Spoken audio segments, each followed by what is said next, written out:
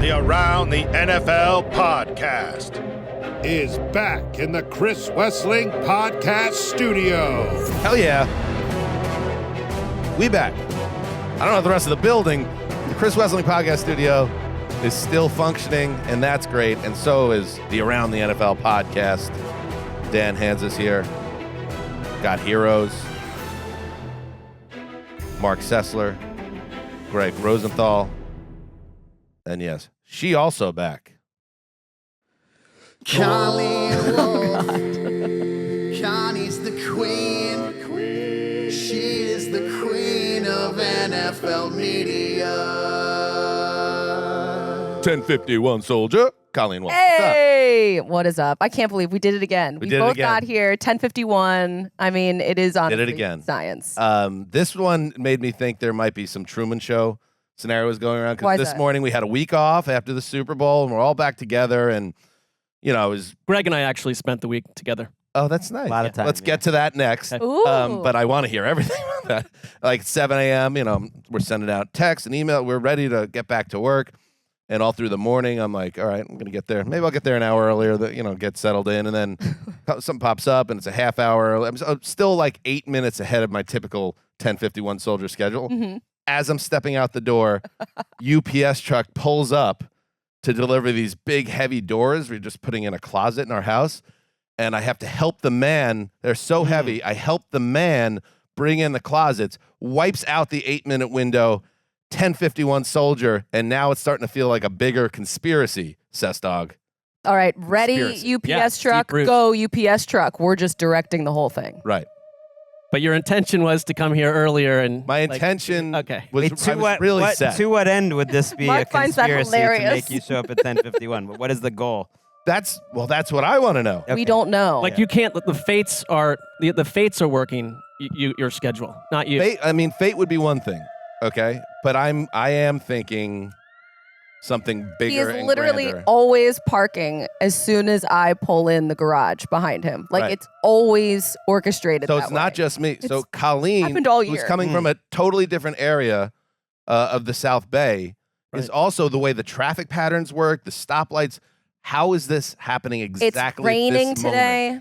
That adds another wrinkle. That's a wrench, but not in this case. So anyway, It's like it's the You know. new eighth wonder of the world. It's really Everyone wants to know about it. also what I want to know about, Marc Sessler, you come from a different area of Los Angeles to Right. get to work, and one of your early texts this morning was about something that's on your radar here in the office, and I could not wait to hear about it. Well, it's disturbing to me personally. Is this developing news? Is this breaking news? I'd What say is it's this? developing. All right. It's a developing Well, situation. we gotta hit it. We gotta hit it then, because. What do you got, Mark? Well, I'd label it under the category of theft.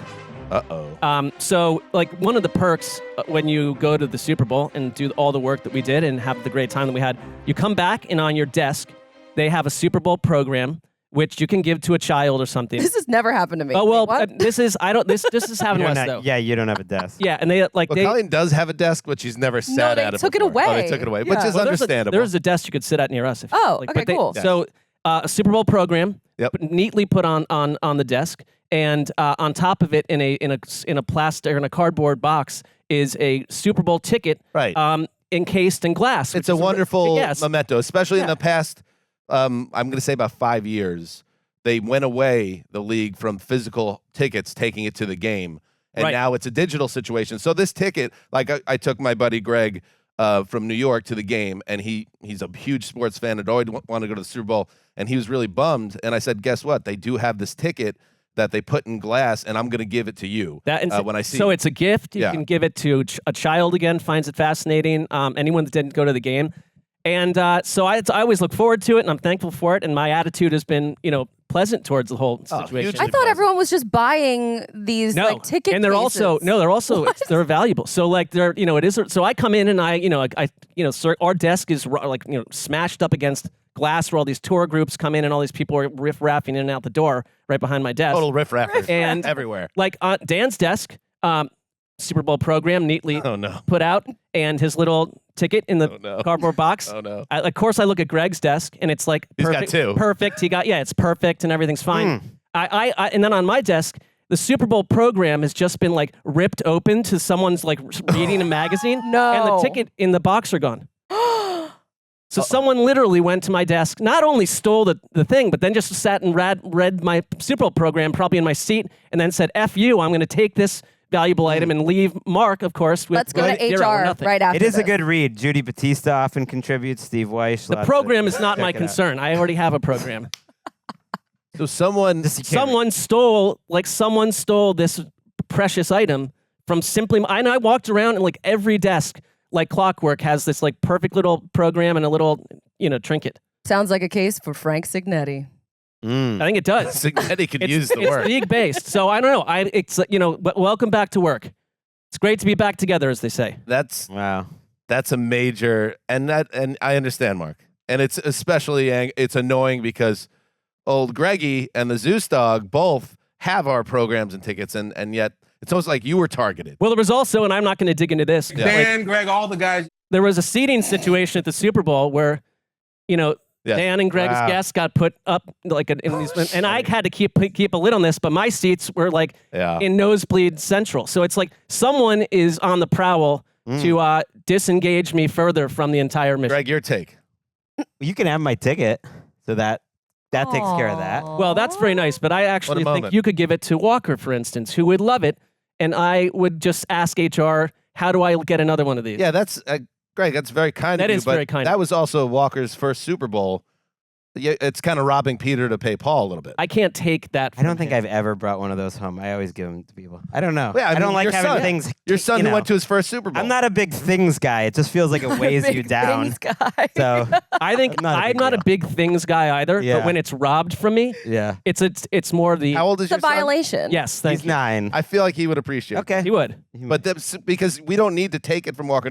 Mark will get a ticket. We're going to get it. Yeah. Mm. It's just a matter of, first of all, Eric, can we pull the footage out of the newsroom? And sometimes I give Eric harder Ooh. tasks than a typical podcast producer. Security or you yeah. would think. Yeah. We need to pull the files. We need to find out who is sitting at Mark's desk, which, Right. by the way, is a violation in its own right. Well, that they is should be his fired. desk. They should be fired. Can we do that, Eric? Can we get the footage? I'll look into hacking security. Who's the systems. guy that runs the? And that guy's busy right now because David Burris? Listen, B-Dog, this place is sinking right now. Yeah, we got problems. There's cracks in the floors. There's ceilings that are caving in. Half the electrics are shot. It's gotta stop raining. It's almost like they didn't account. They built a $10 million building and then we're like, oh, but it doesn't rain in LA. They're dry vacking outside. Oh baby, it rains it's in LA in December and January. It's like a building made of like brambles on top of a mesa, and then weather happened, and it's like the whole place is crumbling. And the Chris Wessling podcast studio, maybe it's Wes, wherever he is, watching over us. So far, is still functioning. Well, But it's like- everywhere around us, the place is This is basically in the chaos. Noah's Ark of NFL media. yes, this right is our here. safe room. Anyway, that's terrible, Mark. That would annoy me greatly. Right, I was thinking if Yes. in reverse, I think you would understand furious. this, you'd be annoyed. It would Sounds look like like they targeted you, right? It could be Oh. someone that doesn't have a desk and didn't ever get a ticket. Yeah, but also was like, oh, that's a good person to target. What about Roberts? You first Super Bowl for Eric Roberts. Excellent work all week. Thank you. They give it out jacket to all the staff, the Super Bowl jacket. Mm. Roberts needs a jacket too. I will put a bow on this. I did end up getting a jacket. It's at my desk. Somebody, Awesome. but it was like I've heard that I didn't take out the bag because I got in and started working, obviously, and apparently it's a double X. So it's a quite large jacket. But hey, I'll take it. You know, I appreciate the Double gift. X. You could crop I was it. there for the experience, guys. It was a great week. I'm not going to let a jacket ruin my week. So We got to get Kyle Juszczyk's wife to like modify your yes, jacket. yeah, That's a great it was idea. a nice jacket. That's all. I wouldn't right. have been as bitter about it as I was, but it was a nice freaking jacket. Can we get Roberts a large? Can we just get him a large? That Can we needs get to be Mark a corrected, ticket? too. Roberts a large. Mm. That's it. All right. Welcome back, everybody. Thank you for hanging around. I hope in the interim, no one listened to another NFL podcast and liked it. Not allowed. That's not allowed. And that went without saying. But if you did, shame on you. And then you found out, oh, all other podcasts are bad. Well, it So- worked in our favor somehow. We are nominated, by the way, iHeartRadio We are nominated for Best NFL Podcast.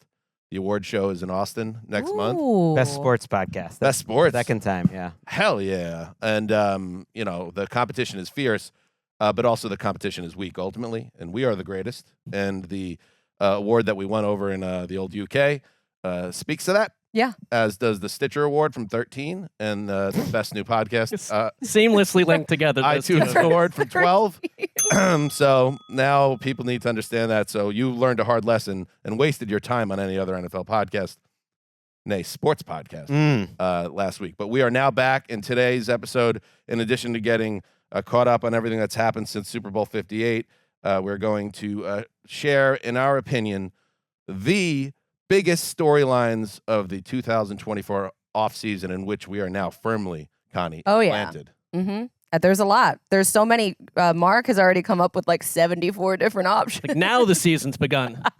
Football's back. No. It's binder it's season, not yet. guys. Mark had concerns about the Russell Wilson's in the news for selling his house. Mark asked nicely, maybe we should take it out of the news because that might be the biggest storyline of the offseason for Mark when we get to that segment. I thought it lived in that world to some degree, but I'm sure we will spend exhaustive time during the news nugget item going down the road and explaining what it means separately. Mark politely flagged this for you. Right. And then now, derided for it by these two. And I see it. You get it. I see it. You're No. We don't need this. We get it stuff.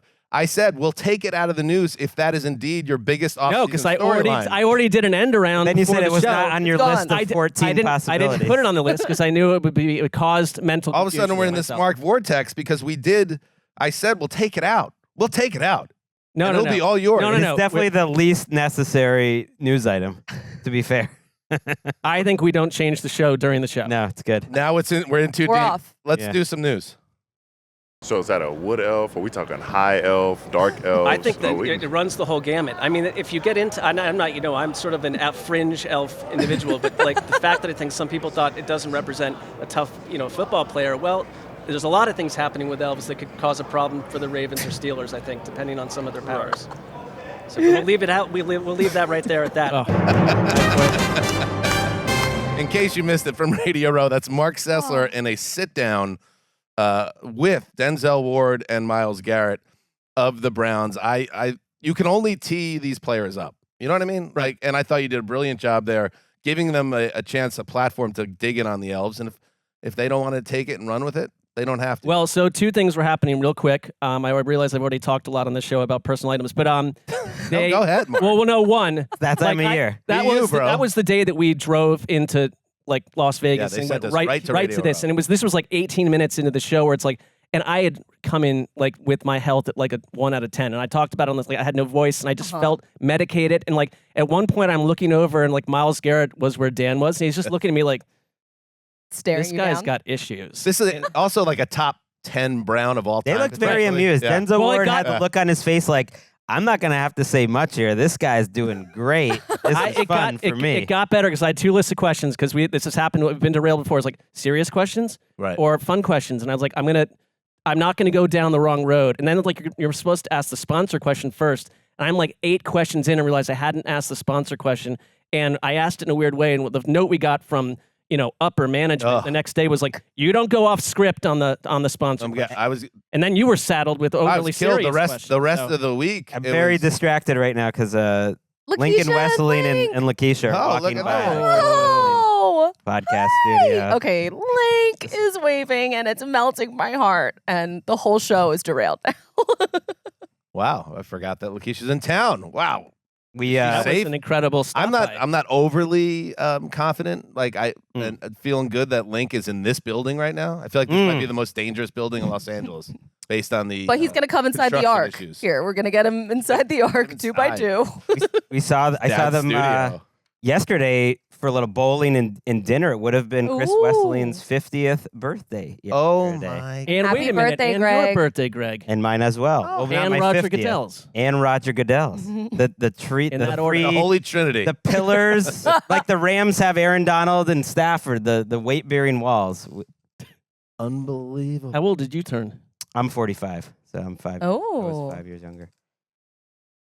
What's going on? Big one. But Years. I think Chris would have been proud with no prep, no telling him what to do. Link just took that bowling ball and threw the thing down there for a 3-year-old like an athlete. He's Not fearless. surprised. It's in the Wrestling DNA. I mean, their ability to play parlor games and bowling and Yeah. and things of that nature. In fact, I was last weekend or this past weekend, I was up in Big Bear, where I go every year with my buddy Bob and his family and our family. We have a nice time together, and we happened to be staying at a house that we had rented that was directly behind the Motor Inn Motel, where in 2015, I think we figured out, Mark, Wes, and myself did a weekend in Big Bear that was debaucherous on multiple levels. It was a all-time Chris night out performance by Chris. The twinkle in Sessler's eyes right now. No, because it was retelling like the it had many story. layers. It would be hard to tell a 2-hour story about it. All I can tell you is the night ends with us putting Wes to bed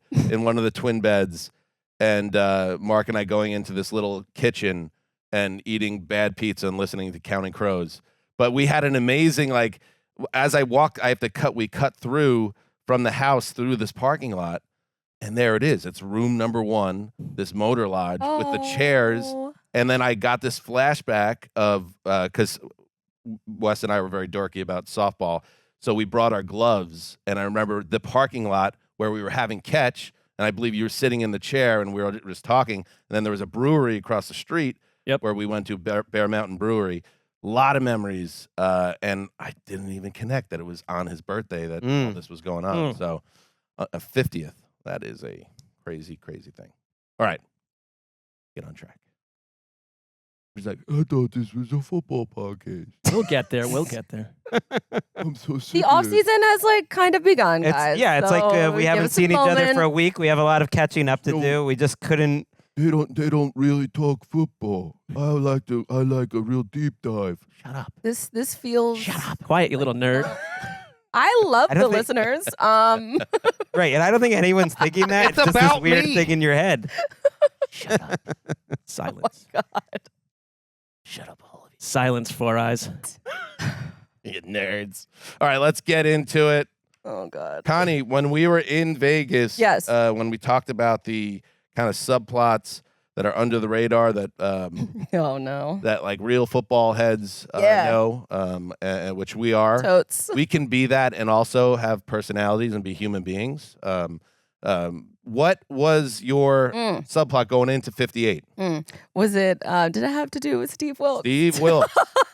Okay, I don't even so remember what it was. What it It was. was that it could be a launching pad to greater. If he greater was heights. Oh, it was a able- launching pad, all right. If he was able to get the defense together and have a good performance and beat the Chiefs and turn things around for himself, because the narrative all year long was that he wasn't a good fit and there was a wrong philosophy and everything was terrible about that take. Gone. Steve Wilks was relieved of his duties 3 days after the 49ers fell short in the Super Bowl against the Chiefs, a game where I didn't think their defense played overly poorly, but there were more elements at play behind the scenes very clearly. We talked about it on the show going into the Super Bowl that maybe something wasn't quite right. Here is Shanahan at his press conference. This morning, I relieved Steve Wilks of his duties. Going to end up making a change here, defensive coordinator. And really tough decision because really says nothing about Steve as a man or as a football coach. I mean, he's exactly what we wanted as a man. He is a great football coach. But just where we're going, where we're at with our team from a scheme standpoint and things like that, looking through it all throughout the year, through these last few days, I felt pretty strongly that this was a decision that was best for our organization. I'm not as surprised because Steve Wilks came from outside like the Shanahan tree. Didn't have experience with him before. Albert Breer wrote this thing that, and it sounded like something he had heard from inside the building, that the management of the overtime period where, it was kind of like the last straw, but that he might have been on shaky ground even going into the overtime where, there's a 3rd and 6 and they rush 7, but the defensive backs are all back. If you remember that play, it was a pretty easy conversion. And then Shanahan actually took a timeout later in that overtime because he saw what a similar setup was going to happen on another 3rd down, I believe, and didn't like it and made him change the call. And people are getting on Shanahan for making Steve Wilks a bit of a scapegoat. It felt like an awkward fit all year, and they did underachieve. So I think that's just the way it goes sometimes. Yeah, I mean, it's the old, we saw a lot of mid-season coordinator firings on good teams this year. And but Shanahan had him come down from the booth after they were whacked a couple weeks in a row in the middle of the season. And I thought his words, Shanahan at least is going to be honest about stuff. He just said it was harder than it needed to be. And it's you're exactly right. It's almost Belichickian where so much of their coordinator action, they've lost a lot of coaches along the way, or just they're grooming in-house. And it just wasn't a fit. And Wilks has been successful in other places. He'll work again. That's not the question. But I think it's not just a scapegoat. Their defense really let them down later in the year. Or their overall now, that season. said, they lost the Super Bowl because of the offense. They won. They played defense more than well enough.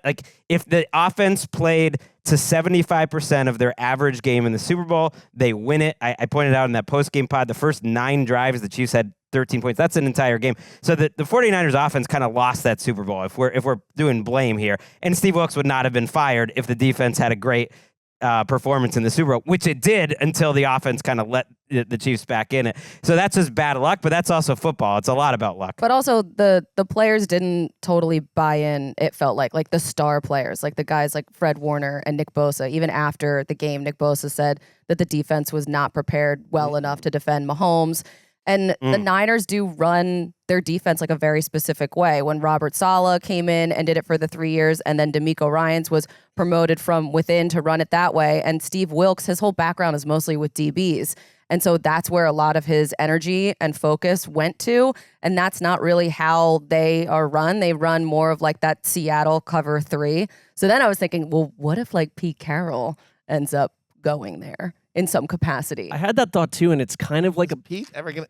You think he's gonna take a step down and go back to being a DC at 72 years old? Well, maybe people were also his first call should be to Bill Belichick. I'm I mean, that's interesting. Why not call? But it's hard to imagine. I think these guys. We talk about it with this podcast. No reverse gears in this thing. Can Belichick or Carroll, would they ever go and not be the leader of their own staff? That seems unlikely, but it doesn't mean it doesn't make sense. Carroll kind of fits just because I don't know if he's head coaching again at any point. There's Mike Vrabel's out there too, but he's too big and too tall and too strong apparently to work inside any building. By the way, it also kind of poked a hole in what was a plug-and-play narrative going into the season that anybody that was DC, that would be a launching pad because Saleh, DeMeco, and he was also a victim, Wilks, of the success of those guys, as it turned out, because they were dominant under Ryans last year. And this year they weren't bad. They finished 3rd in points allowed, 17.5. But their underlying numbers, if you pop the hood, they are only 9th in defensive EPA. And they got killed in the playoffs, especially on the ground, giving up over 5 yards a carry and 149 yards in the postseason. Although they shut down Isaiah Pacheco. So, it's a tough one, but you got to trust Shanahan. We'll talk about Kyle. Shanahan can't fire later. Shanahan, so he had to fire. Although they're looking outside, I don't think they have they didn't have a logical replacement that's built from within guy. Brandon Staley's an option. It doesn't seem like they know who they're gonna. They wanted Vic Fangio last year, didn't get him. Jimmy Garappolo's NFL career has taken another twist. The former 49ers and current Raiders quarterback has been suspended 2 games for violating the NFL's performance-enhancing substance policy. It is related to Jimmy G using a prescribed medication without having a valid therapeutic use exemption from the league. Jimmy G will not appeal the suspension, so he'll miss the first 2 games of the season. A reporting out there also says that the Raiders are expected to release Garappolo before the 5th day of the new league year. That's next month. So Jimmy G, who just signed a 3-year, $72.75 million contract that never felt right. Even when it happened, I think everybody's like, I don't know. That included nearly $34 million guaranteed. I don't know if the suspension messes with that at all, but it does. But Josh McDaniels was the team's head coach. Dave Ziegler was the general manager. None of that is the thing anymore. So that's how Jimmy G ends up back. I don't know where he is on Gregg's free agency 101 if it gets to that, but it can't be very high because I feel like he's at a low value point right now in his career. Yeah, he'd be a good backup 1B type. See a good maybe 101, probably a little higher. He would be higher, I think. It's a good point because he's not on my list. I kind of forgot about him because he is still on a roster right now. Yikes. But I will. That's not good. Well, I don't need to put him on now because he's not a free agent. But I do want to be mentally prepared where to put him. It's pretty rare that you lose $11 million though off of like a suspension like this, and that's what PFT reported that he will lose because of it, because it's no longer guaranteed. That is pretty brutal. He has made $150 million in his career and has one season where he started every game. I think that his starting days outside of a disaster are done. Like, you kind of want to go somewhere and kind of ride it out as a well-paid backup, maybe the Texans, because he's been in that offensive system, not having to learn a new system from scratch. But who can pitch him as a starter at this point? We've seen it. We've been there. We've done that. I wonder where the Raiders are going to go now, too, because Antonio Pierce said that he doesn't want some like Band-Aid situation at the quarterback position. They're at 13.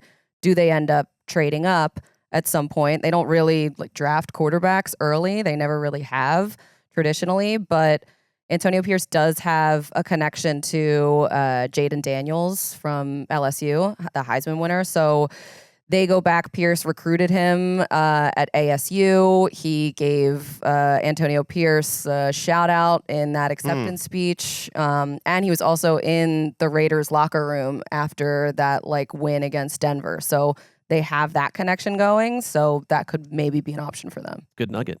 Good nug. Speaking of Antonio Pierce, he was on Max Crosby's The Rush podcast recently.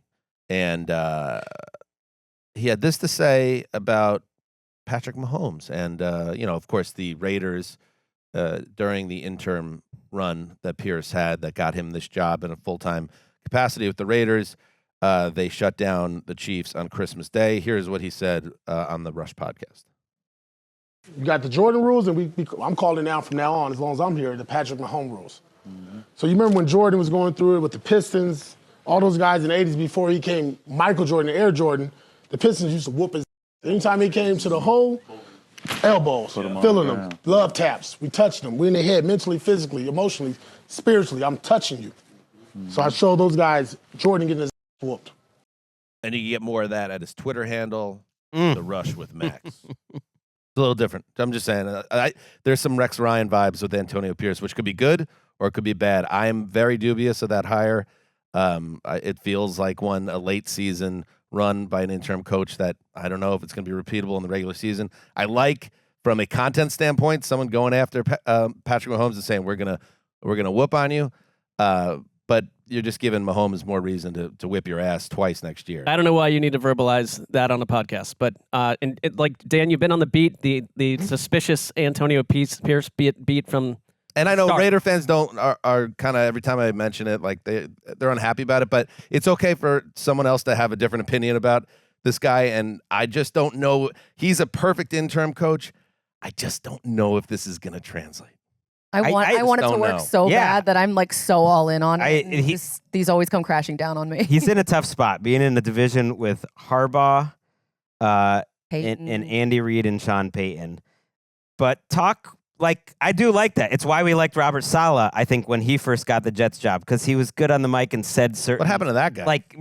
Certain confident things. It's why we like Rex Ryan. It's like I like the rare coach that actually speaks to it. And they did beat Patrick Mahomes' ass. I mean, that was maybe the worst performance by Patrick Mahomes and the Kansas City Chiefs since he's been there. So, I know they didn't win the Super Bowl of it, but it changed Antonio Pierce's life. I think it got him a 4-year contract. I think that was it. I think that was the win that did it. It was in Arrowhead too, as I recall.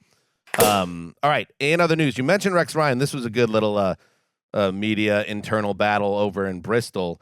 Because the Cowboys, before they made it official that they were hiring Mike Zimmer as their new defensive coordinator, replacing Dan Quinn, who got a head coaching job, Rex Ryan had interviewed for the job, and when Adam Schefter reported on, I believe it was the NFC or the title game Sunday, that Zimmer was going to get the job, Ryan on live television on ESPN refuted Adam Schefter's report. No.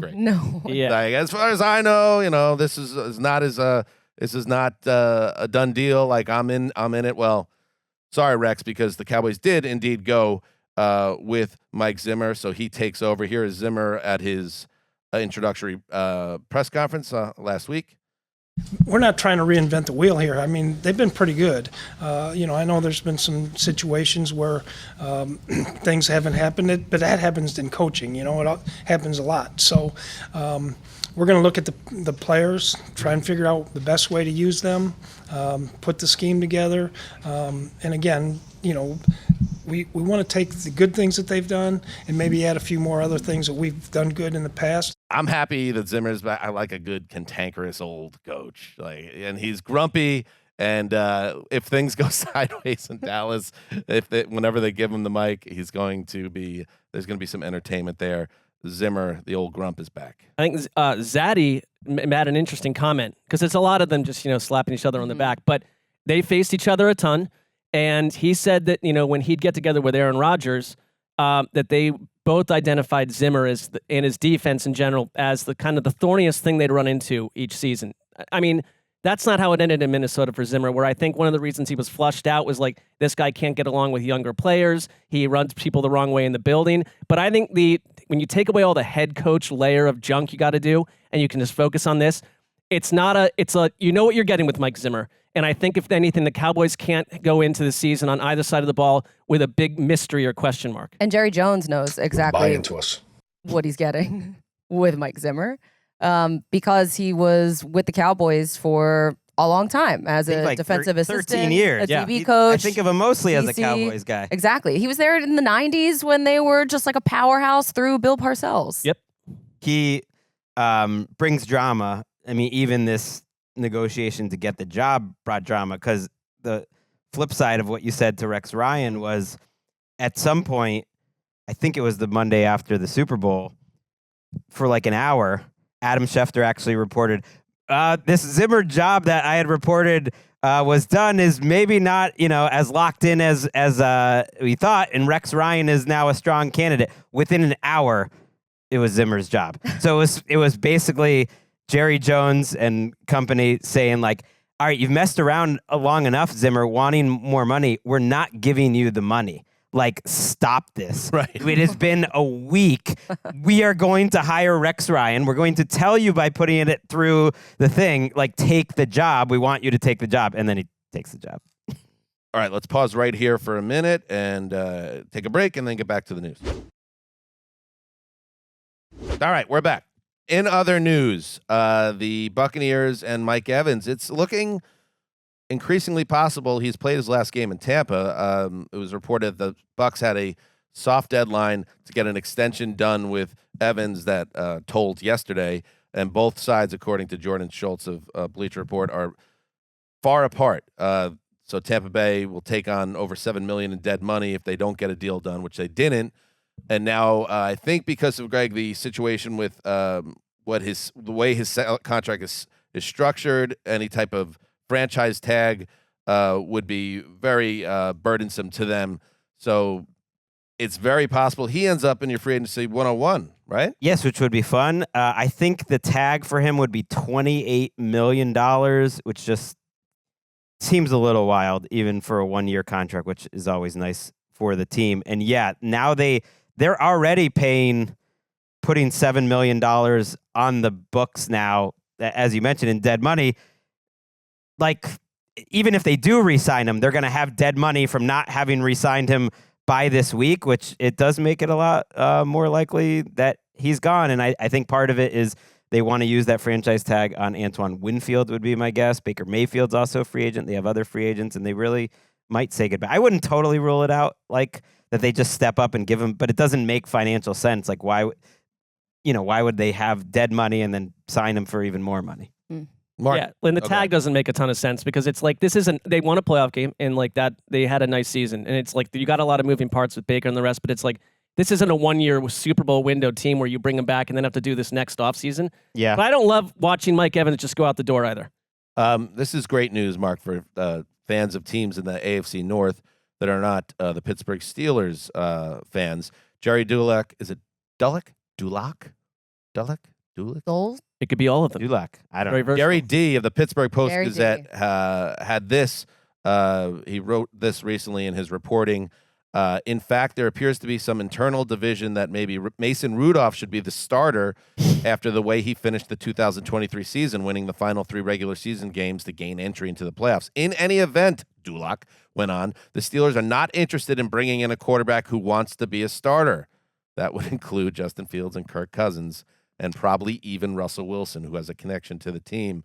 They are committed to giving Kenny Pickett a 3rd season to see if he is the guy to do more than just win a playoff game, something they haven't done in a franchise record 7 years. So the post-Big Ben landscape and really the end of Ben's career there, the quarterback has been a problem for Pittsburgh. And I think this is, I mean, if you're a Steelers fan, you're pulling your hair out because you know Rudolph is who Rudolph is, and Pickett hasn't shown enough. Are they actually? Is this a smokescreen, Cessdog? Are they actually serious about this? I think the environment could change depending on who becomes available. And there was some whispering during Super Bowl week that Ryan Tannehill was maybe on the radar of the Steelers. But if this is their plan, they're such a consistent organization, always have been. But then also, you get stuck in your own thinking here. This is about as uncreative a solution to a quarterback problem.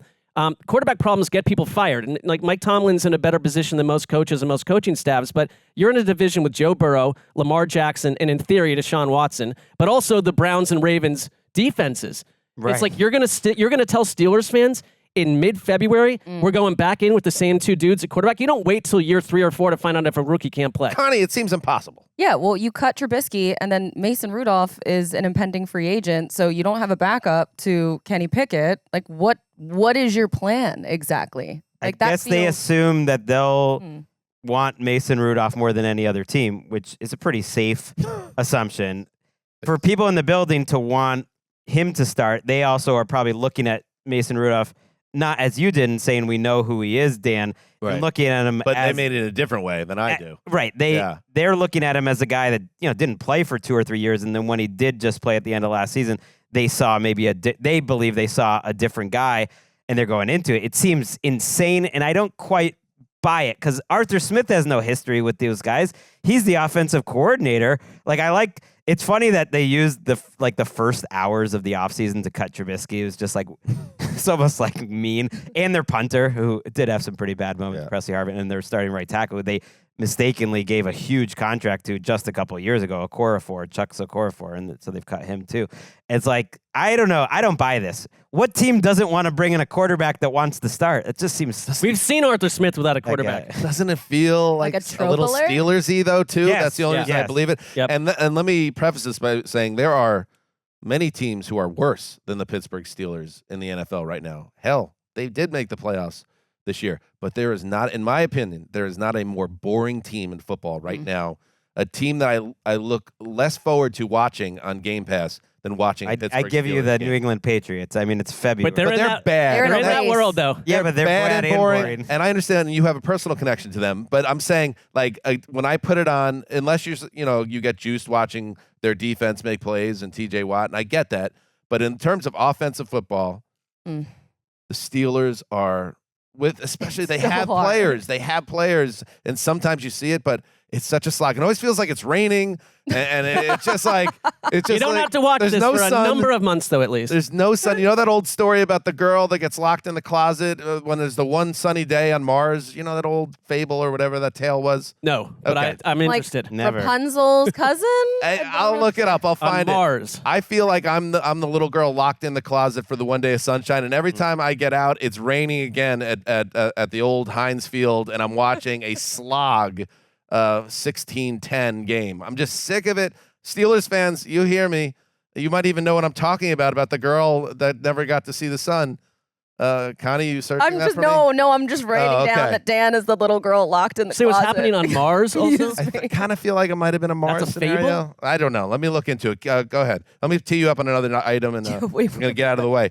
Russell Wilson is selling his Denver home, Mark, after a disastrous 2-year run with the Broncos that appears at an end, and also the player he was once traded for, Geno Smith. The Seahawks go ahead and guaranteed his base salary this year, paving the way for another season there. Go ahead.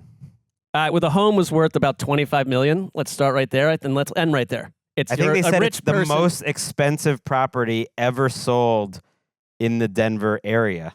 just 2 years ago. So Oh my gosh! Wow. I'm not I think I saw like 12 bedrooms. it's a He's tough got to sell spot. it. You're not. I get that. You're not going to, Airbnb that. That sounds difficult. So you get out of town. You're gone.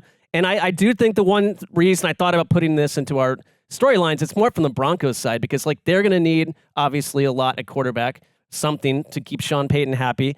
There's ways they could go depending where they are in the draft, but the financials saddled to Wilson are insane. I mean, they're like you can get any. I feel like any team can get out of these things, but they will essentially have them $85 million in dead money. There's a pretty strong case that it's the worst trade in NFL history. That it's right there with Herschel Walker and all these other And the GM trades survived. for what they got, what they gave up, the money that you're saying is now even hurting them into this year. And you got like one disastrous season in one season where he was like the 19th best quarterback in the league out of all that. It's crazy. And I don't see the home for him because Pittsburgh, like Chad Ochocinco's on his podcast saying he's been hearing all week that Russell Wilson and Steelers, that's a match. That wouldn't match up with the report we just talked about, though. And that report from Dulac almost felt like a response to all this Russell Wilson stuff because it was going around quite a bit in Vegas. He's like the Steelers are the favorite for his next destination. I don't think that means anything. And I don't know if there's a starting job for Russ out there. And finally in the news, the tag window has opened. Greggy, what do you got? Anybody a little tag talk? You want to do a little tag talk? I want to do a little tag talk. Yeah. The Not Geno a tag thing, talk. The It's a Geno tag thing, talk. by the way, was interesting. I Yes. did want to mention just that they guaranteed him the base salary, which was pretty low, but almost immediately the Schefters of the world put out that the Seahawks thought, look, he has a low price, and that whether we keep him or trade him, he's a good he's basically an asset. And I was like, ooh, well that would indicate to me they're thinking about possibly trading him. There's Depending one on how the interesting- offseason goes. Yeah. Their new offensive coordinator was the Washington Huskies head coach, Ryan Grubb.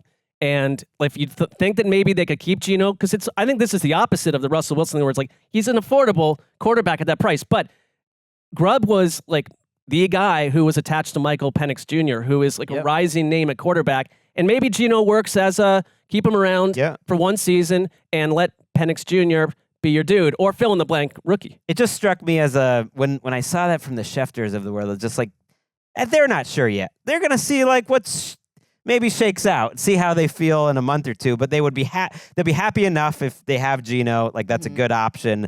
But they might be looking That's around, all- or maybe they'll do something with Penix. Like, that's fine, but I'm still stuck on the fact that Russell Wilson has fewer wins in Denver than he had bathrooms in his house that he's selling. How about Pat? Yeah, That's statistics. Right? That's up there with He's like, never gonna pass it. That's a good like rich people mansion story. That's up there with when MC Hammer went bankrupt and like, did you know he had gold plated faucets in his bathroom? Like, probably shouldn't have done that. Patrick Mahomes Yeah. and Andy Reid also have more wins in Allegiant Stadium than any Raiders coach quarterback combo. That's a fun one. All of them together. Wow. Duffy. That's a take. Okay, so the tag, it's Yeah, open. tag talk. It's a big tag day, February 20th. Everyone, I don't know how you're celebrating. Pinch me. You can apply the tag. You got a couple weeks to do so. Made a quick list. I think Antoine Winfield, think he gets it. Over Baker, over T- Evans. Yeah, T. Higgins almost certainly is gonna get it. After that, a little fewer, less locks than normal. Josh Allen, I would say, with the Jaguars. Can you pause there 1 second? Rewind. T. Higgins. I thought it was kind of a foregone conclusion he was going to reach free agency. Did something change there? I think they're going to let Tyler Boyd go do that. But then you could lose two guys, and you've got to pay Chase, too. Because it's the Bengals, they keep things in-house in terms of sourcing and reporters better than just about any team. No one really knows. I just think it'd be kind of crazy to let T. Higgins go to the I agree with you. I feel like they'll figure everyone's out a been way. already like putting him atop the free agency board. Yeah. And now that's I think Burrow came out probably and not gonna like happen. basically said that he needs him back, We'll- and they we'll have the cap space, right? We'll see. To They have Dan's a lot point, of that cap should not space. be in the lock. I used to do it as a column, as a Yeah. lock. It's close to it, but Josh Allen, I think, is a lock. Brian Burns is probable. Justin Matabike for the Ravens, good chance. Christian Wilkins for the Dolphins, good chance. So these, again, are all the best possible free agents. Jalen Johnson, I think, the cornerback for the Bears, decent chance. L'Jarius Sneed and Chris Jones is a huge Chiefs conversation where Yeah. Chris Jones Good would Lord. be due $32 million on I think would be his tag number. Yes, Something that's it. That's wild. insane. Or L'Jarius Sneed, who I think is going to become, if not the highest paid cornerback in the league, close to it. That's tricky.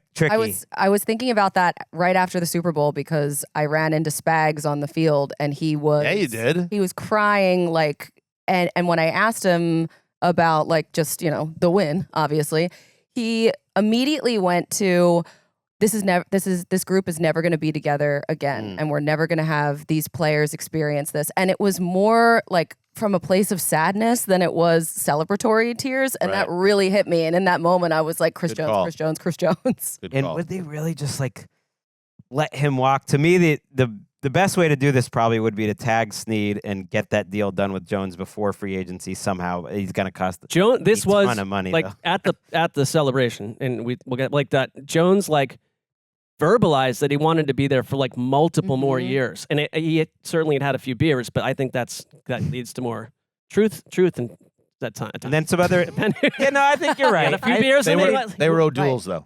But also, not a drop of alcohol. If they're gonna pay him, and let's say it's a little bit less, and he goes to some hideous team that has a ton of cap room, like the Commanders or something. Why not win multiple Super Bowls for just a little bit less money? Yeah. Yeah, I think that's what Mahomes did with his contract, more or less. I love that. Not all about the greenbacks.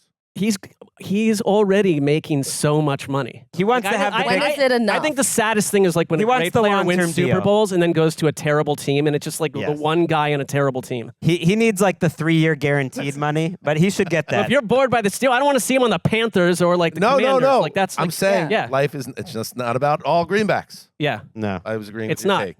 I mean, I'd say for the 90% of doing the show, we knew it was not all about greenbacks, and gets closer to that all the time. Saquon Barkley, by the way. So a couple other big names, which is less likely. Tag talk's still happening. Saquon Barkley, Derrick Henry, Tyron Smith. I think they're all unlikely. No way. One thing though, what about then Kirk Cousins and Danielle Hunter, who you might look at why are they on the free agents list? Both of them cannot be tagged because of they have that in their contract. So the Vikings will not be using their tags. Well done on those. Good job by the agent. Patrick Queen though, also in Baltimore, you think they're? I just don't think they would do it. Tag talk? No, I think that's a good question. I just see him listed. Yes, jump in. I personally don't think that they would. Water's nice. Put that much money on another inside linebacker when they have Roquan Smith, but maybe they would surprise me, especially when you have a Matabike as an option. All right, we're caught up. That's what's happening in the news. Here we go. You ready? All Summer in a Day is a science fiction short story by American writer Ray Bradbury. First published famous in March 1954. The story is about a class of students on Venus. Right, Trong Pew, Marky? Which is, in the story, a world of constant rainstorms where the sun is only visible for 1 hour every 7 years. One of the children, Margot, moved to Venus from Earth 5 years earlier, and is the only one who remembers the sun, since it shines regularly on Earth. She describes the sun to the other children as being like a penny or a fire in the stove. The other children, being too young to have ever seen it themselves, do not believe her. Just before the sun comes out, a boy named William rallies the other children, and they lock Margot in a closet down a tunnel. The teacher arrives to take the class outside to enjoy their hour of sunshine. In their astonishment and joy, they all forget about Margot and gleefully rush to play outside, savoring every second of their newfound freedom. It begins to rain again. And the children start crying once they realize they won't get to see the sun again for another 7 years. The children run back inside as the sun disappears and it starts storming. At this point, one of them remembers Margot. They let her out of the closet and stand frozen, ashamed over what they have done now that they finally understand what she had been missing. That's what it's like watching the Pittsburgh Steelers. I mean, it's an incredible vision that you've created for us. I think Raymond Bradbury, obviously testing the limits of various substances, and was on the child gang beat well before other people. And I've been on that beat myself. That these child gangs are a problem. For about 15 seconds there, I thought that was a live ad read. Dan is Margot. For Audible, I don't know what it would be for. Let the American viewing public out of that closet, Pittsburgh Steelers. The least you let can us do. see the sunshine. Yeah. Okay.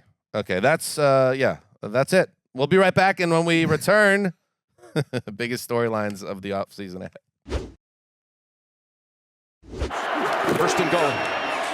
Mahomes flings it. It's there! Hartman! Jackpot! Kansas City! This was the Andy Reid special. This was the Andy Reid special we talked about. He was saving all day. He's going to fake a motion to go across. And at that moment, he turns and goes back Hardman, who they didn't have, right? And they go get Hardman and bring him back. And the game-winning drive of Mahomes' career, he's been waiting for. He's won Super Bowls, but he's never had it in an overtime. He is the best. He is the standard. Your Michael Jordan wins it again. There it is, the call of the touchdown to Mecole Hardman from Patrick Mahomes in overtime. You know, that was, I thought about it on the flight home from Vegas, the first time in NFL history. Now, second overtime game, but that, obviously, Falcons, oh my God, Kyle was the overtime. Both of those. That's crazy. That's a tie game, obviously, when your running back, was it James White, goes in the end zone. That was the first time in NFL history where the Super Bowl is decided where one team's winning when the play starts and the other team wins when it's over. That is crushing. To the very last play, and I still can never, I'll always remember sitting at that great spot we had, that perch where our studio setup was, all of those Niners fans right below us. Like even though it was creeping death, there still was a chance if there's a Malcolm Butler type play or something could happen. They were almost a bad incredibly snap. hopeful. Right in front of us, there was a lot of anxiety, which is understandable.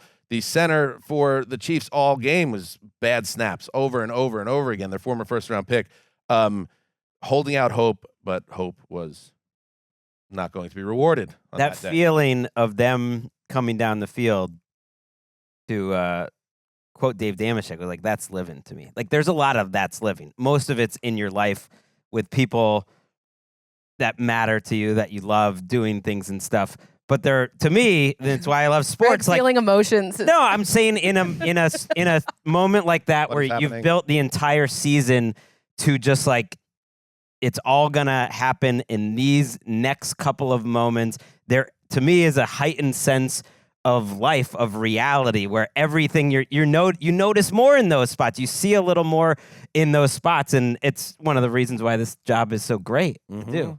Mm-hmm. The guy that I'll always think of was directly below me, and when Moody hits the field goal to put them ahead in overtime, he is seated with his head down. He can't even watch, and I think his wife and his buddy like pat him on the back and was like, he made it. So you can imagine where he was minutes later. So it's a great sports, man. I also have this memory of, because, you know, unlike other Super Bowls, we're on the East Coast and you come back to like the hotel and there's like 8 people awake because we were there till like 2 a.m. Like, you go back to our hotel in Vegas and it's like, we haven't even begun this evening. Like, everyone's, but there were hordes of like Niners fans, obviously, in our hotel. And I just thought, like, how low are you feeling where you're like in this haze post game where you're wandering around with like your pals all in like Juszczyk and McCaffrey jerseys, and you just lost another Super Bowl. It's just like, I think it just feels so hopeless for the losing team. Even though I looked at the DraftKings odds and like the Niners were the #1 team to go back there. I'm thinking like, I will never not pick the Chiefs to win the Super Bowl in the next couple of years. I'm not falling down this trapdoor ever again. Same. We were our green room in the stadium shared a wall with the Chiefs locker room. So for 2 hours after the game, we could just hear everything that was happening. And so everyone that like works on the Super Bowl, the whole crew, just stays and drinks afterwards and like hangs out on the field. But it was so interesting to like sort of all like huddle around with our like little like red Solo cups trying to listen to the Chiefs speech through the concrete wall. Very cool. That's amazing. Like that game, I had this theory, like the way that game ended, it really was a great game in terms of strategy and everything that went on the last like quarter and overtime and a half essentially. But it reminded me of a great tennis match. When in a previous life, when I used to get into these sorts of things, no sport has the odds flip as quickly as a great tennis match, because you get to the championship, you have a match point, right? You might lose that point, lose that game, and then it's right back to tied. That terrible win probability chart is just off. It goes like from nuts. like all you need is one more point. You're like minus 800 to win, and then 2 seconds later you're an underdog, and that's what the Super Bowl felt like, because there were a couple match points. the 49ers coming out of that 2-minute warning, all they needed was a first down. Ugh. That was essentially a match point. You only needed 4 yards. The whole last Mahomes drive, you could look at it like the defense just had to make one play, and there was, and then the whole thing would be over. There was a 2nd 18, there was a 3rd and long, and so there was all just like the whole thing could have ended on one point, but it didn't. The fourth quarter into overtime was some of the best Super Bowl drama that we've ever been in person for. Yeah. And I really agree with you. At the end, you could just feel like this building, the tension in the building, like rising. A few other Super Bowl takeaways before we look ahead to the offseason. First of all, shout out Colleen Wolfe, who was the in-stadium host of the freaking game. We mentioned it on Super Bowl Sunday, Connie, all throughout the pregame, including her Thunderbirds going up in the jet, watched that with astonishment in the stadium, including the iconic shot of you in the suit with the giant American flag in front of you. It's on your Instagram, looking back right? at the camera. It's Because I missed it live, but I was glad you posted it. You did a great job explaining it on Radio Row, but actually seeing it was I was blown away. And then you did an awesome job all throughout the game that then went into overtime. Did you get paid extra when it goes into overtime? No, but that's okay. So people know, like, when you're in commercial break watching the game, Colleen is with a co-host. Who is it? There was a few There was different a few, people. it was cycling. Sibley, Mike Robb, Steve was there, Smith. Basically talking through the crowd to 70,000 people, like what's going on, sharing different thoughts. It was very cool. And I think also one quick thing, because like it's commonplace for us to watch you just go star like this, but we were lucky enough to bring like guests, and like we're like, oh, that's our friend, like down on the field, like announcing to the entire stadium and flying around in jet. They're like, that's your friend. It makes it feel like a home game. Like you and guys. Cynthia also had a couple segments where she was voicing stuff in the pregame, and I'm just like, wow, our friends are just like voicing the freaking Super Bowl. I think you put it well on the Super Bowl wrap-up show, Greg. It feels like our world has gotten a little smaller for a game that big, which is That was my a cool comment. thing. Oh, That was actually Greg's, but I knew, but I was going to give it to you if you needed it after the ticket fiasco on your desk. Yeah, thank you. My kind of takeaway after, because again, we're watching the game in person. Our vantage point isn't always great. We don't have access to replays, and then we go and we do an hour and a half on the right after the game talking about it. So getting to read and watch things, I thought it was a boondoggle for Kyle. I thought Shanahan and things that I've watched about his strategy. One I watched like a real deep dive, a cut up of like mistakes that he made in strategy. His failure to adequately call up protect schemes for Purdy, typified by the final possession they had in overtime before the field goal, where they call a fake kind of end around to CMC that involves, to sell the fake to CMC, involves the center pulling away from Chris Jones and then leaving the middle of the San Francisco offensive line, which was their weakness, throughout the game. And the way they ran the football, the way they kind of played right into Spags' hands throughout the game, where Spags kind of schooled Kyle Shanahan, where they're running McCaffrey over and over into this area occupied by their guards, which is their weak point, and Chris Jones, the most dominant defensive lineman on the planet. And then right down to, of course, the overtime situation, which we talked about a little bit on Super Bowl Sunday, but the team, San Francisco, clearly not maybe having a handle on the overtime rules, and obviously the decision not to give the ball to the Chiefs after they win the coin toss in OT. And so on the New Heights podcast, Travis Kelce and his brother Jason, they get into how overtime played out and the setup and how prepared the Chiefs were for it. Like the Patriots famously had Ernie Adams, their guy that was behind the scenes, that had that team always kind of one step ahead, and especially in these type of crucible games. Well, the Chiefs have a guy named Mike Frazier, who is their statistical analysis coordinator, and Travis Kelce made a point on his podcast to give him credit for having them prepared in a way it seemed like the 49ers were not. He's the one that goes over all these scenarios, all these big-time situations. Yep. And a half and a game, rule changes. He's the one that comes up, stands in front of the team. When he comes in front of the team, you hear everybody get fired. Fresh. Then sure enough, he goes over these kind of situations. I'm pretty sure we went over the overtime rules 4 times in the 2-week span that we were in, like the play, like in the, actually the overtime rules, every single week we talked about overtime rules in the playoffs. Yeah. And Frage was up front giving what we would do in all these scenarios. So everybody on the team we knew exactly what the best situation was, how we were going to handle it, how we were going to like attack it. And a guy like that, man, you don't realize how big of a job it is to do that kind of stuff, because it's kind of like, all right, you're just going over the rules. We kind of know the rules, but it's like when you harp on them, it becomes second nature and you don't even think about it in the game. And it's just, Frage coming up big, man. They gotta get a Frage over there in San Fran. I mean, hold on though. So Bunsen burner. Frage can walk away knowing that Travis Kelce obviously was listening to Frage, but then you've got the narrative that Mecole Hardman didn't even know that the game was over. So someone's not paying attention. No. Well, you can only do so much. Well, But it's not Frazier's fault, but Mecole Hardman, that it didn't stick into Mecole Well, Hardman's I think he mind. was just, I don't know if he didn't know the rules as much as like he was just in the moment. Also, like, how many playing. catches Like, had he even made to that point when he was all season long before that? I think he was just like focused on like, I'm Right, going to that make a doesn't play. change- yeah, that- yeah. But We think the Niners don't have a guy like that? That would baffle. No, I don't. There was based enough on- reporting around Yeah. the game afterwards that there I was don't. a lot I don't of think Kyle confusion. Shanahan had a good feel of it either. He came back the next day and then said, "Well, actually, our plan was we wanted to get the ball third. Like if we matched, then we wanted to get the ball third." And I was like, "I don't believe you. You've lied a lot in public situations. You lied about that you were going to keep Steve Wilks the day before you got rid of him. And I understand why you have to do that.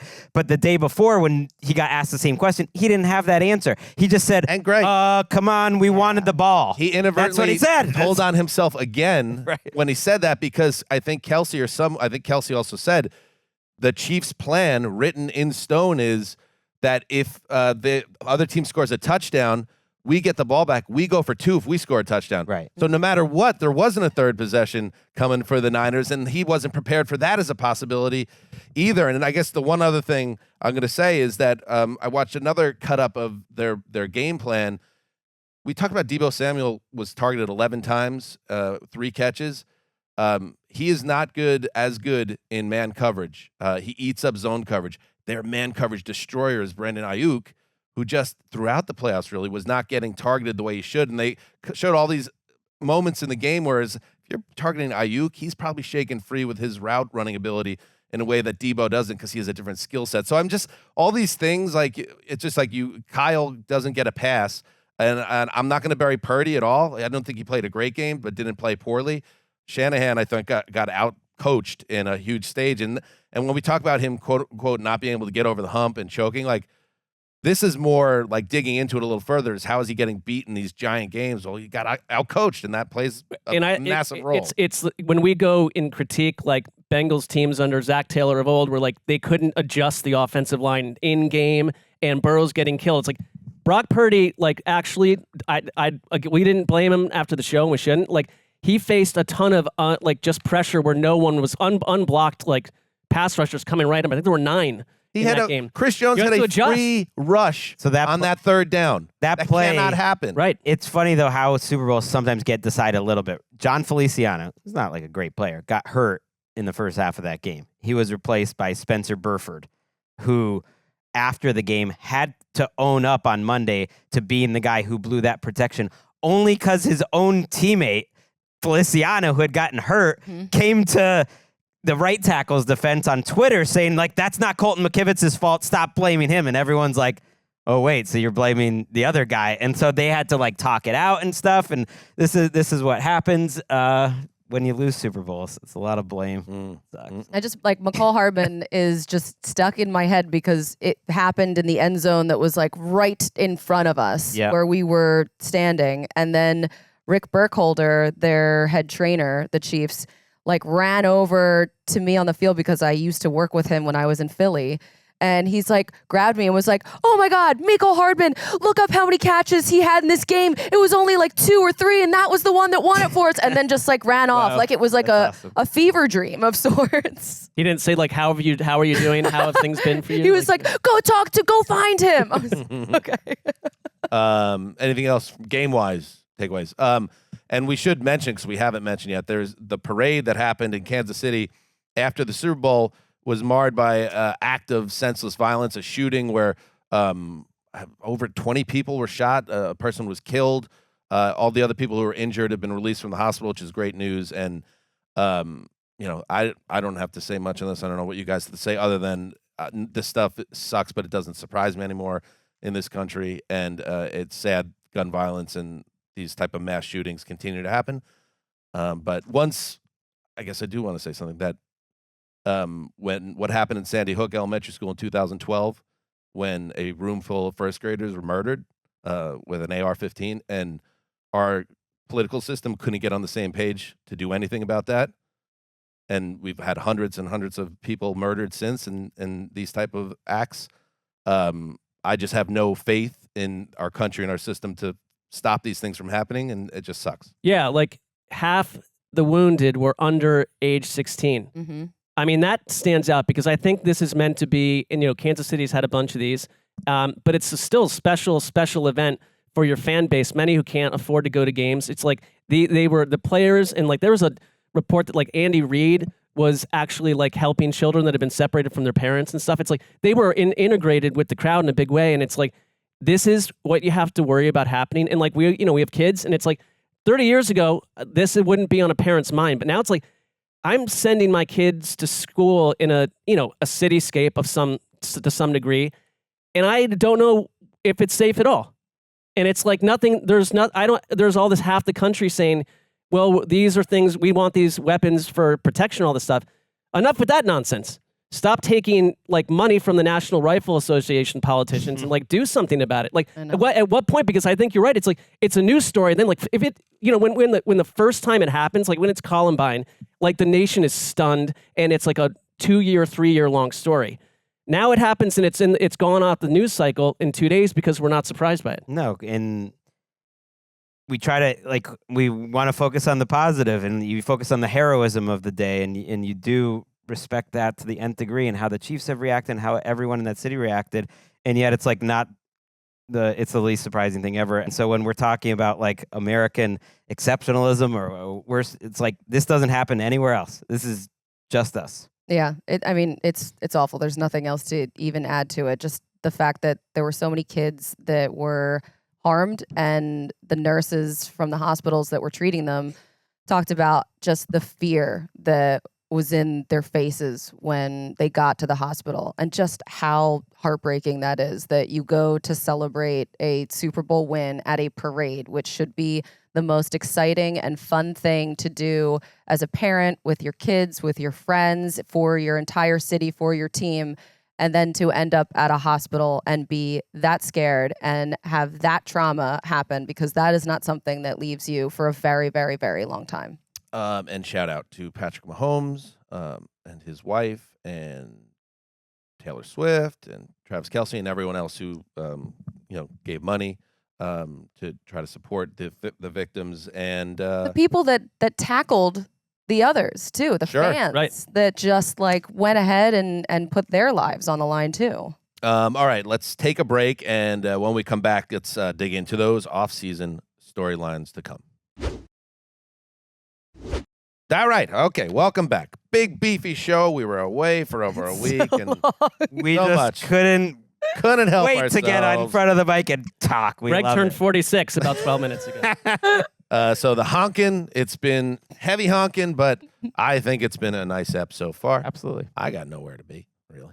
I mean, I do, but we're here. Not right away. I have a lunch date with Cynthia. Okay. And quite frankly, I'm a little afraid to step outside the studio. For, one false step. It's Ground's like a little shaky. the Temple of Doom that we now inhabit here. So hopefully we'll be safe on our ways back to our car. Anyway, before we do that, it is the 2024 offseason officially. We have free agents. In fact, announcement horn. That old announcement horn. I like that one. I like this. It builds anticipation about stuff. Yes. Gregg's free agent 101 list is dropping later this week, and on Thursday or something. Close enough. I think Monday. Monday. It's due this week. It's due. Yeah, they got to edit it. For the old edit at the end of the week. But on Thursday, we will be talking about it. And Mark, it just did dawn on me, and we probably play a little catch-up, but I don't doubt our ability. Do we want to roll out maybe a free agency 102 this year. Well, you had talked about, on our last show or a couple shows Yes. before that you wanted to maybe take the job from Gregg. An outright swipe. I've abandoned that plan. I enjoyed my days off. Yeah, he announced that would have to happen during your vacation. Yes, I think that we've customarily come up with our own list. I think we were capable of doing that. Mm-hmm. Maybe we just go. We don't have to go 100 Dueling one list. deep necessarily. We go. You want to go 11? Go 200, 300 deep if we need. Oh, you want to go that Yeah, I mean, way? kind of be like. Then the viewer who's new to the exercise is like, wait a minute, those guys worked harder than that guy. How many free agents are there? But I know, but after you get to like 200, 300, it's a random name generator. How many You threw out 11. how many dues paying union members connected to That's a good question. Players Association are eligible for free agency? Because I'm saying we just get the whole Rank them whole up. list. Right. We'll do 1,200. I don't think it's that many. I know it's not that many. But if it is, let's find out. Eric, once we get that footage from upstairs, can we find out how many free agents are there? Or maybe put Randy on that one. In a typical Put Big year. Funk on that one. Got it. Probably got to be 300 to 500. I have no idea though. Big Funk's calling his girlfriend. I'm not coming home today. Sessler's list will be 300 to 500 then? well, it's Sessler and Dan and Mark. I felt better about the 11, but I think it sets the bar in a new I like place. your ambition. It blinds me with the greatness of it and the loftiness of it. So let's do it. So the free agency 301. Let's do that. Mark and Dan dropping at some point. We're gonna sneak attack on the old Rosendog here. But Gregg's 101 is coming next week on .com. But we're gonna talk about it. So you have free agency. That's coming. Of course, the draft is coming. That move the sticks guy. He's already up to Mach 2.0. Oh, Mike, already? So with that in mind, let's get into it. And Colleen, do you want to get us going? How strong do you feel about this? About Jeremiah? I feel great. I feel great This about feels this. like a can't miss. This is very easy. Although last night it was sexiest storylines, and then this morning it was huge storylines. But that's okay. Storylines are storylines, and it's the same thing. So nice try, though. That I did not give you a mixed cross signals. No, you Sexy, huge storylines. Right. So I feel like the number one thing for me is where does Kirk Cousins land? Because for the quarterback, the quarterbacks in general, like between him and Baker Mayfield, I need to know what happens. But with Kirk Cousins, he's going to be 36 this summer. He's coming off the torn Achilles, but he didn't say he would take a hometown discount, but he said that he's not worried about the money at this stage of his career. Mark, how you were talking about earlier, maybe money isn't everything for Kirk Cousins. Well, And he was on our show too last at Radio Row, and he made it very clear. He is all about testing that market too. Kirk knows how to get paid, so I don't know if I buy into that. He likes the money. But okay, so Justin Jefferson said he's not signing a new deal until he knows that Cousins is coming back. Smart. So he's got that leverage going for him. And then Quincy That's a lot of leverage. Adolfo-Mensa, their GM, expressed his desire to keep Cousins, and he had already redone whatever the extension was before. So it's not like those two are completely disconnected. They've already worked on a deal together before. So that makes me think that he could potentially be back. But I mean, it's been a while since he tested free agency, and we know what happened when he did. Yes. So there's reporting out there. I think PFT reported that the Vikings aren't necessarily willing to give him an all-guaranteed contract. Our own Pellraiser reported that the Vikings want Cousins back, but this is interesting. Best dog could go after a cheaper veteran like Sam Darnold if Cousins is too expensive, hoping the veteran, referring to Sam Darnold, would be, quote, this year's Baker Mayfield, while also buying time to develop a rookie. So you have That puts the players Sam to this. Darnold Baker Mayfield argument to bed. They're just trying to get him to be Baker Mayfield at this point. Well, so they He believe makes a good point. Well, the point being is that people see Sam still as give him an actual chance, and he could do what Baker did last year. That's more buying into the old Zeusers point that Darnold has a market because people see a playmaker still. But that's beside the point. Back to you. Sam Darnold, yes. Back to you, Colleen. So the Vikings want him back, but they want to do it their way. And if he does end up hitting the open market, it is like Aaron Rodgers is the big offseason quarterback story. Cousins could help a lot of teams in a profound way. Very big one. But how will he even be coming off that Achilles at his age? Right, he is such an interesting case. I Right? thought when he became a free agent last time, like he was going to do better than people thought, and he did, ultimately getting the fully guaranteed contract from the Vikings. This time, I'm not totally sure because he's coming off an Achilles, and you just go through the teams that would give him like $40-50 million a year. Will the Vikings? I'm not totally sure that the Vikings will. Like I'm sure they would have him back, but I think they might be thinking we got to pay Justin Jefferson. We need to start over at quarterback at some point. Maybe this is that point. Would it be Denver? That to me is the team that is most desperate and almost plug and play in terms of their coach, and that Kirk Cousins would make sense there. That's one team. But after you get past that, it's like the Raiders, maybe like Falcons, maybe like there's no one that just you look at and you say they'll definitely give up 40-50 And then the Steelers come in. Right. I don't think the Steelers are outbidding anyone. Let me out of the closet. If they were courageous, like that would be a good match. The one thing, like Sean Payton during the Super Bowl week, like went out of his way to talk up Baker Mayfield a ton too. Like I think that Baker, and that's a whole different conversation. But it's like I think he's going to go after a veteran if they don't want to trade up and try to get There's just not that many teams because the number one overall pick that takes the Bears out of the mix basically. You figure Washington's probably out of the mix. Although you never know. In a weird world, they could decide to trade that pick. The Patriots, they're a little like that's taking some. There's only so many spots here. The 49ers, I don't think they would do that. Oh, that would be that is such that keeps coming back over and over. The Shanahan, Kirk Cousins things. That would be because if it was any other year in the Shanahan era, I think it would have happened. But this year it won't happen. I'm with you. All right, so Cousins atop the quarterback discussion list. Right next to him, I would say, is Justin Fields. That is another huge storyline right here. The Chicago Bears, of course, have the number one pick thanks to the Panthers in the trade that they made. And this one's interesting because, I mentioned Move the Sticks. He says in his latest mock, he's got Caleb Williams, the USC star, going to the Bears. That's an option that they have at number one. They have a bunch of options. Another option is that they keep Justin Fields and either use the number one overall pick or on something else, or maybe even a quarterback, or trade that number one pick down, or maybe you keep Justin Fields and you trade that pick and then take a quarterback later. They have so many choices, or not take a quarterback at all. This I will tell you though. Here's reporting. Good job by Jenna Lemoncelli of the New York Post. Noticed that Justin Fields no longer follows the Bears on Instagram. Trope alert. I'm not doing that. Trope alert. I mean, not doing what? He did it. I know. It's like now. Would you guys unfollow NFL media like during your negotiations? My contract's coming up, so I'm just wondering. Would they even notice? I would do it if who's tracking this? It's just a sad Jenna Lemoncelli. Well, no, in this case, I'm saying if we do that to our own they're company. tracking. They're not on the tracking. Lemoncelli beach. He might report we also have a contract coming up. I don't even know if I am following them. Let's maybe try it. That's a fair question. I'll do it at once. Anyway, and that is a famous trope alert now with players that are unhappy for whatever reason, unfollowing the team that they're on.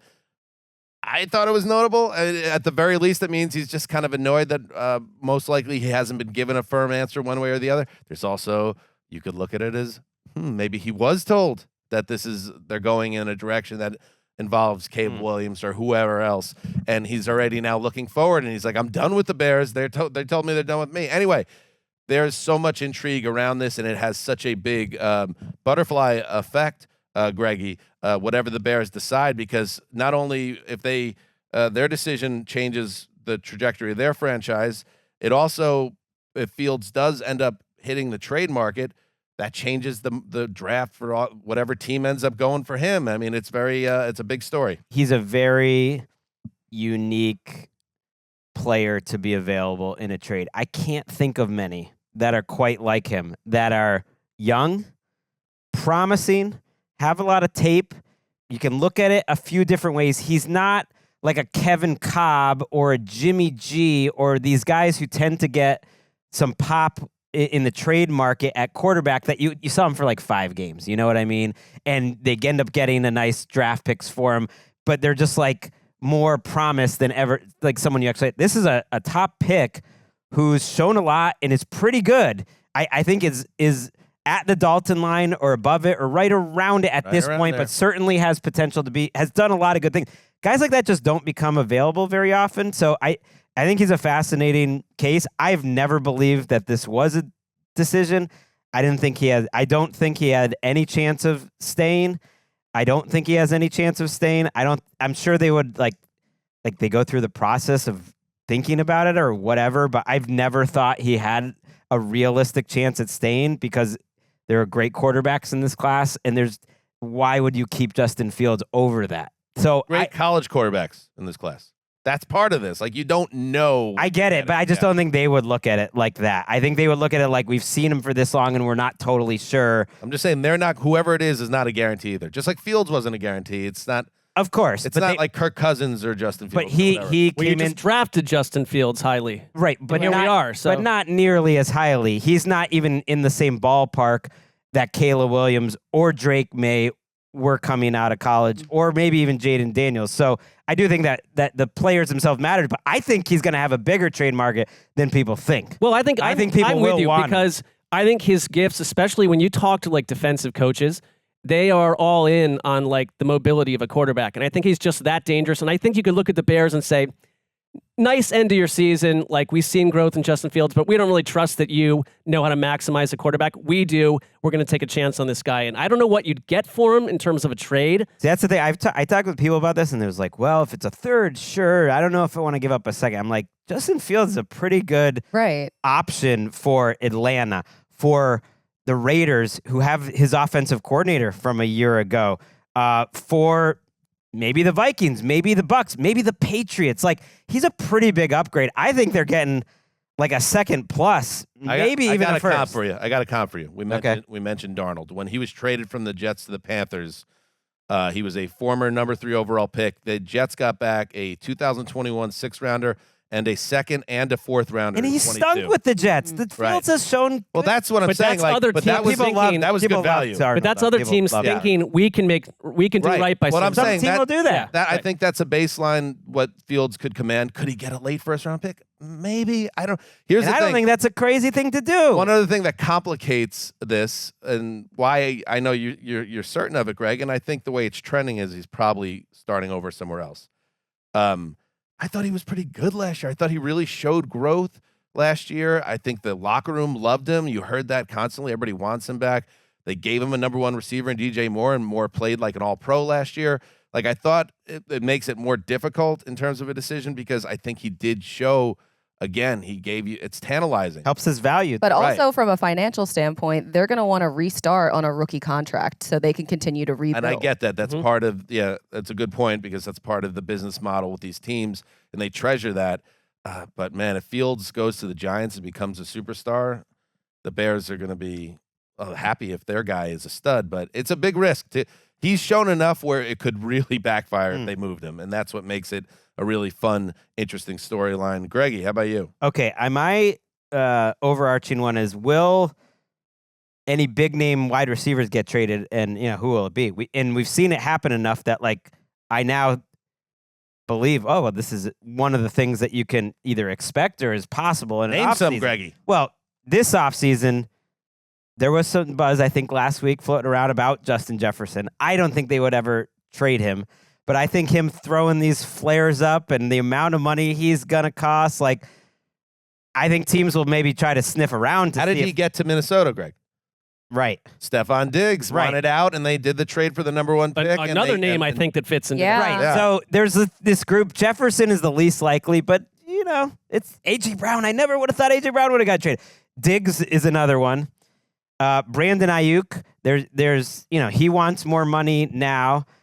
Devontae Adams, I think, is going to stay at this point because it doesn't financially. It hurts them to trade. The Raiders him. think they're going to the Super Bowl, so he's not going anywhere. So he's another one, and I would just throw out: is Tyreek Hill like the craziest person ever? Again, these guys bring back such a huge draft haul, and they cost so much money. Just like, which, if any, of these guys gets dealt, and the way that Ayuk is putting it out there, and it's the same way that it's like he tries to get the contract he tries to find out, from other teams what they would pay him, and then they can start making it uncomfortable on the 49ers if the 49ers aren't ready to pay him $34 million. I had specifically Stephon Diggs, because I think the Bills are because they were wiped out like a month ago at this point, you kind of forget how dark that season ended and like where that team kind of sits. And like Gabe Davis has been verbal about the fact that he wants to test free agency. He could be gone. He could get much more money than the Bills want to pay him. Stephon Diggs ever requested a trade. You are left. I already thought this was a team that was missing an element for Josh Allen in the offense. They seem like one guy short in a number of games. And suddenly they could look completely different on offense if these chips fall in a certain way where you lose your number one guy, but then Gabe Davis also has these games where he explodes out of nowhere. The reason why they felt a player short this year is because Stephon Diggs wasn't Stephon Diggs anymore last year. And that makes, as you saying, was that one of your storylines? Because what is Diggs's market coming off the year he just came off, and he's another year older? I think he'd get paid though for just I don't know. Do we think he's falling off? I mean, what's his contract? He's under contract, so what would a team give up if he were put on the market? As one of those players you're referring to, Greg? Not as much. Could you get a first-round pick still for Stephon Diggs? I don't know. Also, I personally think that's not crazy. Again, I look at it like the Rams, where not every first-round pick's equal. 20 to 30 for a couple honeymoon years of Stephon Diggs. What if you're the Chiefs sitting at number 32? Right. That's not a first-round pick. The Chiefs can that's better than anything they're going to get at 32. I would be afraid of giving Patrick Mahomes another. In general, though, also mentioning Jeremiah again, so it just shows a level of we're evolving maturity. Yeah, the Patriots have the moribund offense of the Patriots. He has Marvin Harrison Jr. going there, and if Harrison is as good as everyone says, you got to use a premium pick on a wide receiver. But you also these drafts keep churning out big time players at wide receiver. First round, second round, third round, fourth round. Do you really want to give up a top-tier asset for an expensive veteran wide receiver who might be a pain in the ass, to use Diggs as a reference there, where you could, if you trust your scouting people, you could probably find someone at a much lesser draft value that will, as a young up-and-coming contract-controllable player. And this is supposed to be an incredibly good wide receiver class. I think Dane Brugler of The Athletic had 17 in his top 100. Doesn't it seem like wide receiver classes are just going to get better and better and better? Malik Neighbors and Rome Odunze, those are top 7. 3 receivers are probably going in the top 7 or 8 picks. So that does throw a little bit of a wrench into this. But I wanted to throw that out there because I don't know what the name's going to be, and yet I feel like someone weird is going to shake loose that we end up talking a lot about in March. And Aaron Rodgers runs the Jets, and if he tells Joe D and Woody to pick up the phone and call the Raiders, I still wouldn't be stunned if Adams ends up there just because Rodgers has that much power to say, get it done. Now, with the Raiders, if they want to answer the phone, that's another conversation. Right, and if Ayuk wants $30 million a year and they can get a monster deal back for him, do they make a decision of him under Debo and all that stuff? Go ahead, Mark. What do you got? It kind of segues into my one because I obviously, the ones that you mentioned are all obvious ones too, but there are a couple teams that just ended the season in chaotic corners where it's you're kind of everything that you thought about them has changed. And I would list and I think this is the offseason can change everything you think about, even a junk team. So there are these teams that came into last season with a ton of hope, and the Eagles, for instance, where are we going to be after the free agent and draft process with two new coordinators again? Do we feel differently about them? Do they reset the board? Because right now it feels like the energy around the Eagles, and they, for years it's Howie Roseman and the whole organization is just top class, and they keep overachieving. Look, there's been ebbs and flows. There have been. Well, there was I'm more saying of late they're the smartest team around. They're drafting the player that no one else can develop, and we're in a weird place with them. We're in a weird place with the Cowboys. Can the Cowboys actually get us hopeful and excited about their season again versus just the moniker around them? And I'd throw the Jets in there because it's the Jets are fundamentally no different than the team that we were talking about as a potential AFC Super Bowl team, and they've got another draft, and they've got another round of free agency. But there's this feeling, like you just mentioned, that they're controlled by their quarterback, which is like about as unhealthy as it gets. That you kept an offensive coordinator that showed no acumen to run an offense. That your head coach seemed to go from alpha male to I'm not sure this guy even knows what he's doing at this point. And it all feels like those three teams, but there's others I throw in there that are mysterious, like a Harbaugh, Greg Roman offense with Justin Herbert. Like, I can't wait to see what pieces they add to that and what that offense looks like a couple months from now. But like these teams that are like in a dark spot, will it get any better? Or is it just going to crescendo even worse into ugly territory? Teams that had either ugly seasons last year or disappointing ends, what they do. That's interesting that you mentioned the Cowboys too, because I think about Dak Prescott and his absolutely insane cap hit that's coming up this year. He goes from his cap number is $59.4 million. And like the highest cap hit this past season was Patrick Mahomes at 37. But like the way that Dak's deal is done, like remember how difficult it was to get his deal done last time and all of the negotiations that went into it. He has 1 year left. He has a no trade clause. He has all sorts of clauses in there. He can't be tagged. Like he can get honestly anything. So One of the things that I'm most certain about this offseason is Jera and Dak doing business together because Jera They has have to. no, like we might start to have doubts about Dak's ability to really lead a team all the way, but I don't think Jera has any doubts. He'd fire everybody else before Dak, in my opinion. So Yeah, we'll and if see. you're They got to saying do it's a business though to get. I just mean they got to get that They done. kind of have to. Yeah. They will, and they've got a lot going on in terms of cap issues. Tyron Smith deal just voided. He played at a high level. The Eagles, to me, are the team though that I expect will look very different a month from now. Whereas the Cowboys, I think, are just they're kind of locked in. They're gonna add some. They'll do things on the edges. They've got some important players coming up. Whereas the Eagles, there was that report that Hassan Reddick might be traded, but they have all their older guys are kind of up for it.